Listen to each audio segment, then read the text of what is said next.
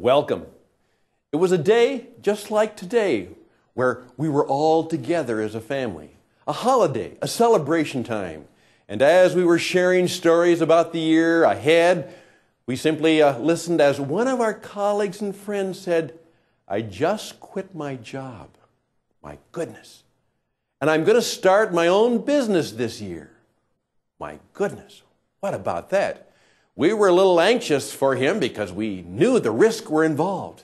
And as we talked about that, he leaned forward and said to us all, he says, "You know, you can't think that way. You can't talk that way because fear kills everything." That's right.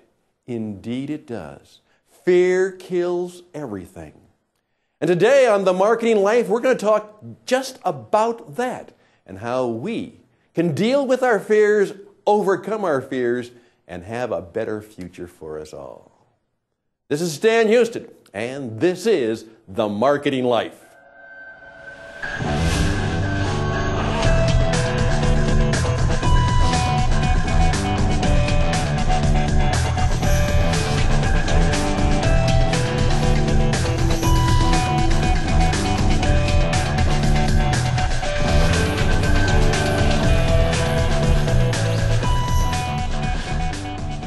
Yes, indeed, fear does kill everything. I'm Stan Hustad, and this is The Marketing Life, how to live well, market you, and grow your business, and I'd like to audition to be your Marketing Life coach. It's a whole different view of marketing, particularly for those of you in the financial services. It's not about your message or your brochure. It's not about whether you are LinkedIn or whether you tweet or Flickr. Marketing is about how you live your life, how you treat others, how you demonstrate wisdom and insight, and how useful you are. You see, the real marketing that makes a difference is you and how you live your life. And one of the things I want us to understand is that when it comes to marketing, this is true. Fear kills everything. Just at that holiday reunion, that entrepreneur-to-be made it very, very clear that if fear is in our life, it'll kill everything. And I've discovered, and I even say this in my book on marketing, that you have to begin to overcome your fears in order to be a great marketer, to be a successful businessman, to be a business leader, a businesswoman who goes out there in the marketplace and makes her mark and makes a difference. You'll have to overcome your fears. So if we're going to live the marketing life, we have to learn a little bit about our fears. Now, we have an entire program on this, which you can purchase and look at. Just simply that, fear kills everything. But in the next 4, 5, 6, 7 minutes, we'll see where it goes. I'd like to just give you a brief summary on this holiday time about what are the great 5 fears that kill. Now, some people say there are 500 fears. Some people say there are 5,000 fears. Well, that just simply means that we don't have any idea about how many paranoias and phobias and fears we might have. But I've discovered that in working with people that we're going to deal primarily with 5 of them. And these 5 fears are really the root of almost all of our fears, and particularly if we're people who are going to try and make a difference in the marketplace. So can I help you today just get a brief understanding of what they are? And that's the first step in overcoming them. You know, reality. Figure out what truly is going on. Well, the first fear is one that many are going through right now. Poverty and loss. I lose my job. Well, it's not the job that I fear. It's the fact that I'm going to lose my money. I'm going to lose my house. I'm going to lose my income, and then I'm going to be broke. I had one very successful CEO of a company who was going through a very difficult time in his life. And he said, the business had me so scared, and I was driving home one day, and as I was driving home, I saw a bunch of kids playing in a big cardboard box from an appliance that they'd gotten. And he said, all of a sudden, I had this incredible anxiety attack. My shirt went wet with sweat because I saw myself as homeless. He said, oh, that's right. No matter who we are, to understand that the fear of poverty and loss is an incredible fear. Particularly in our North American capitalistic environment, having no money, being in poverty is a great fear, and it really is a killer. Well, the second fear, this is the fear of failure, being humiliated, not making it happen, and then, of course, being at loss, the fear of failure. Now, many of us deal with this, and it's a killing fear. We wonder, what's going to happen to us if we fail? Will people make fun of us? And then you see where this leads. Well, if I fail, then I'm going to lose my income, then I'm going to be in poverty, and it's going to be terrible again. So I better not try something, because if I fail, I better not try that new job or that new enterprise or that new approach. I better stick with what I'm doing. Better not change, because I might fail. And what is true is successful people will tell you is that's the fear they work on and try to overcome. If they can overcome their fear of failure, because you will fail. In fact, one very successful man, Thomas Watson, who created IBM, one time said to young leaders, if you want to be successful, double your failure rate. Because you will learn, you will get better, you will have more courage when you learn how to deal with the fear of failure. But I'm not making fun of that. All of us deal with that great fear of failure. So that's the second fear we have to learn to deal with. Well, the next fear is rejection, embarrassment, humiliation, and loss. Why was I so afraid when I was 16 to ask that cute little girl out who I think had a little bit of interest in me? Well, you know why I was afraid. I was afraid she'd say, Stan, you? I don't want to go out with you. Rejection. Why are we afraid to approach that prime prospect? Rejection. Now, I don't make fun of this. We all suffer a great deal of rejection and loss in our life.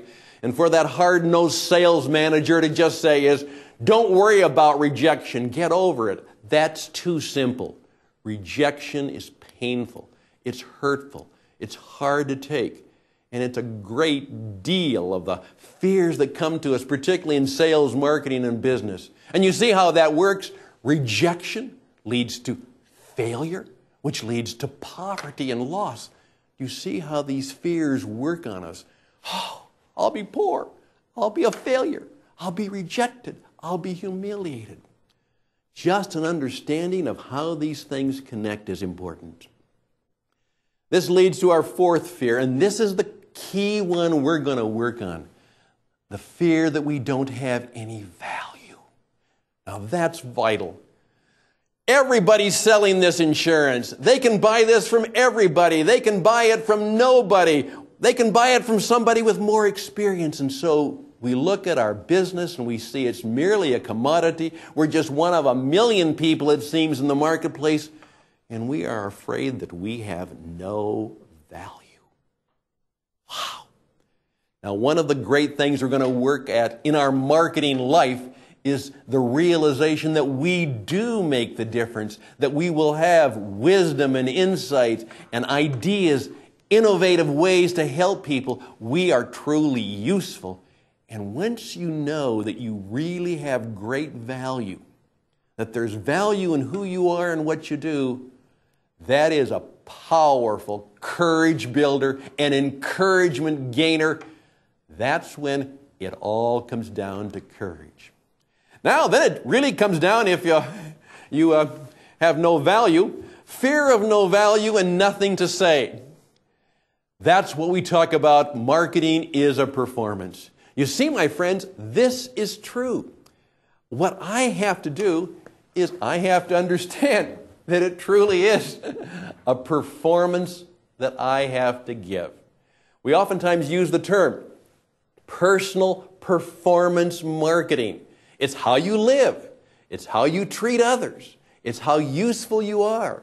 Can you write? Can you speak? Can you put things out in the marketplace that make a difference? But you know what? Most people first of all, are afraid they have no value. And then if they have their value, just as one guy said to me after listening to our program on the marketing life, he said, Stan, but you know, I think I'm valuable, I think I'm helpful, but you know, I don't know how to say it. I don't know how to introduce myself to people. I don't know how to tell people. Some guy asked me on an airplane the other day what I did, and you know what? Stan, I sounded like an idiot. And I'm sure he doesn't want to say, oh, I sat next to some boring insurance guy the other day on the plane. You see, that is vital. Not only are we aware that we have value in what it is, we know what to say. We know how to write. We know how to speak. We know how to present ourselves. We've got real poise. We walk tall. We have energy. People sense our confidence. I love this expression, which one of my mentors taught me. The world stands aside for the man or woman who knows who they are, what they can do, and how to say it. The world stands aside for the man or woman who knows who they are, what they can do, and they can do it well, and they know how to speak it, offer it, and demonstrate it. There we go. I just simply want to remind you that these fears are there. I wish I could say that there would be no fear. Now, if I could offer you the remedy to no fear, I would obviously charge you a great deal of money. But you can't be fearless. But as I said, you can have less fear. You can have fear less in a fearful world. And when people sense your confidence and your courage and your creativity and your ability to audit and know those fears and know what's happening in your life and move ahead anyhow, they want to work with you because they want to be like you. They want to be the kind of person that you are. They want their life and business to be like your life and business. And that's the marketing life. I'm Stan Hustad. We have a program called, Marketing You. I do this in conjunction with NAIFA, the National Association of Insurance and Financial Advisors. And as you cruise around our website, we'd love for you to find out a little bit more about us. Stan at marketinglifecoach.com. Stan at marketinglifecoach.com. I'd love to have your questions. I'd love to have some of your inquiries. We're here to coach you and help you. Well, this is the first part of our program, 10 minutes of clarity on the 5 fears.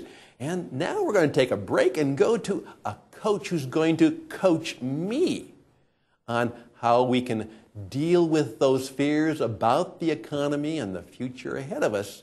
I'll ask him the question, what should we be afraid of in the economy going forward? And what should we not be afraid of? That's next on The Marketing Life. Stay tuned. One of the reasons we call it the Marketing Life Coach is this life principle. Everybody needs a coach. The best have a coach. And particularly in the financial services industry, we are seeking ways to help you perform at your best, make your unique mark in the world, and perhaps be the person that people want to be with, work with. I have a coach. In fact, I have many coaches, and I'm going to introduce you today to one of my coaches who will be around from time to time, won't you, Jim? I will. Jim Fernstall has a distinguished career in international banking around the world and doing some startup work, also doing some turnaround work for businesses. And when I want to understand what's going on in the world in terms of banking and investing, particularly in economies of the world and what's going on, I need a coach. I go to Jim. He tells me the books to read. He tells me the articles I should be aware of. And then he just sits down and does what every good coach does. He gives me a little personal marketing life counsel. That's what you do, don't you, Jim? I try to, and I enjoy our time together very much. And he does it very, very well. Jim, we've been talking about fear today as people have listened to that. And David Ben-Gurion, who was one of the founders of Israel, had a very interesting quote that I came across one time, and he said this. He said, the key to success in life is knowing what you should be afraid of and what you should not be afraid of. I love that quote. Well, right now there's a lot of fear out there in the world. There is. And as you look at the economy and look at the world situation, can you help me sort that out and help our friends sort it out? What should we be afraid of, and what should we not be afraid of? Well, fear can be a great motivator, and Right. I think for businessmen that's important to keep in mind. But we want a reality-based fear, don't we? That's right. So from my banking background, what we always do in banking is we always try and, we call it risk, and we try and analyze that risk and quantify it. And I think we can do the same thing. We can kind of audit reality around us as businessmen, as citizens. Kind of underwrite the situation? We can. Okay. We can take a look at what is going on around us. Let's take a look at the long term for the United States and for the market that we're in. Long term, I think you have to be very bullish about the United States and its position in the world. Okay. We have been a superpower for a very short period of time in history. That's hard to remember, but it is. That's true, isn't it? Only since the end of World War II, about 60 years. So in terms of superpowerism, that's a pretty short time frame. Many Right. people have said that the 21st century will be the American century. And I think if you look at the demographics, our geography, our resources, pull a lot of things together, you can see why people would say that. So I think long term, I would be very bullish on the American market and a lot of things that are going to happen around the world. There are some challenges out there, and we could talk about those too. Now, those, if we bring the picture in a little closer. Okay, so big picture, those of us who are looking at the world and the economy, it was going to be okay long term, particularly for those of us who live in North America and the American environment, the economy that comes out of that. Lots of challenges, but lots of opportunity. I totally agree with that. So don't be afraid. So don't be afraid, but keep in mind and try and educate yourself and read books about, read some futurist books and get some different input there. And follow things, articles in major publications that gravitate towards those once in a while. From time to time, you'll come in and make a few recommendations on what to read about the state of the economy. I would be happy to. I'd be happy to do that. Short term, let's bring it back to a 5-year time horizon. All right, we're starting the new year. What about next year and the next few years? Right. Next couple of years, just going out through the next 5 years. We recently saw the Fed chairman, Ben Bernanke, on 60 Minutes. And he was very upfront about the fact that we're going to be recovering here in a recovery period of about 5 years, a 5-year time horizon. Let's just face it, right? Let's just be honest about that. The Federal Reserve is very well tuned in to what's going on in the economy, and I think we have to take that very seriously. So, and even if you look out at some of the projections the next couple of years, things are not going to grow very fast. Is it going to be a little bit bumpy this next year? It's going to be a little bumpy in 2011, and 2012 we should start to see that GDP number go into a category where we could see new jobs being created. Double dip? Possibility. That, I say, is what we call a black swan kind of event. There are a number of things that could happen out there. A war in Iran, where they could shut the oil off in the Persian Gulf through the Straits of Hormuz. Those are the kinds of things that could happen. They're called black swans in the industry. And we'll get to that, but right now, if I'm just, as many of the people are, you're sitting here right now, this Christmas Eve day and through the week up to the new year, and significant people, if you are a significant person, you're using this week to think about, Right. in the midst of the partying and good times and family, you're taking some time to write down your life and business goals. A good time to do that. So thinking just in that immediate time frame, you're telling your colleagues like me, what should I do? Well, I get back to this article that you and I recently co-authored, and we're talking about comeback strategies. Right. Because we're in a kind of a comeback market. Okay. And if you're a survivor, a business, small business, and you're still standing, and you still have capital, and you're still looking out the next couple of years, you're probably a survivor. Okay. And so you need to have a comeback strategy. How am I going to survive through this and grow into it and actually make the most of it? And remember, in our article, which is going to be published soon, we talk about the first thing you have to do is have a little confession that I've been talking about. I've been waiting for the market to bail me out. Well, that's not good enough. We have to admit that we've done the wrong thing. The bull is around the corner, and I'll just wait for him, right? That's right. Don't do that. Right. So we need to confess that that's kind of what we've been doing, waiting around for the market to recover. The next thing we have to do is courage to ask the right questions. What's my company missing? How do I get new customers? All those difficult questions that all of us like to put to the side. And And then the final thing is we have to have commitment. What I see in a lot of small businesses today especially is a lack of commitment to one direction or another for their business. So confession, courage, and commitment. And I think if you start the new year thinking about these things, that can lead you into some new ideas and new areas for your enterprise. And so what you're telling people right now is that ultimately is things will be much better. That right now you need a comeback strategy, but you then also mentioned that there could be a black swan. Now, help us understand what that term means and where we're going to go with that in the future. Yes. In the financial world, a black swan is an event that happens out of nowhere that really can't be predicted. In a flock of geese, sometimes appearing out of nowhere is a black swan. Right, okay. And that's the genesis of that. And that can happen anywhere in the world. It can be nature generated, it can be human generated. So I mentioned the Iranian situation could blow up, they could close off the Straits of Hormuz for a while. That's bad. And oil would go up to possibly well over $100 a barrel. So that's a black swan, have an impact on world economy and on our economy as well. Another one that could happen would be an earthquake, a big earthquake in California. I don't want to go into all the scenarios, but you get the idea. Just something that we can't predict, we can't forecast. Right. It just happens. Right.